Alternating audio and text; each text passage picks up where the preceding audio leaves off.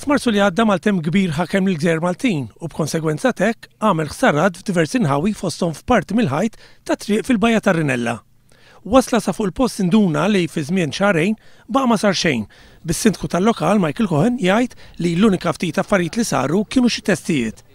Il-Kunsill Lokali jfakkar li din il-bajja hija l-pulmun u l-post ta' żvog għal ħafna nies mill-Kalkara u mill-postijiet tal-madwar.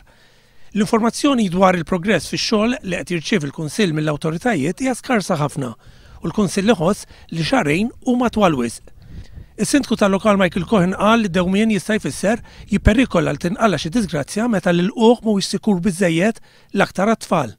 L-appell l-awtoritajiet mod partikolari dawk li huma responsabbli sabiex jaslu wasla sawhekk u jaraw fir-realtà il-periklu li jeżisti. Il-periklu mhux biss li jsir aktar ħsara, imma għad-direttura li jista' jkollna inċidenti li jistgħu jkunu serji u gravi. Għaldaqstant min huwa responsabbli għandu jagħmel bħalna, jiġi hawnhekk, jara bajnejh u mbagħad jaġixxi b'mod immedjat. Michael Cohen fakkar li l-Kunsill Lokali kien ilu minn Ottubru li għadda iwissib il-periklu biex issa il-flus huma akbar biex titranġa l-ħsara li saret. Michael Cohen appella wkoll lill-Ministeru tat Turiżmu biex jara li l-awtoritajiet konċernati ma jibqgħux ikaxklu saqajhom u jieħdu azzjoni.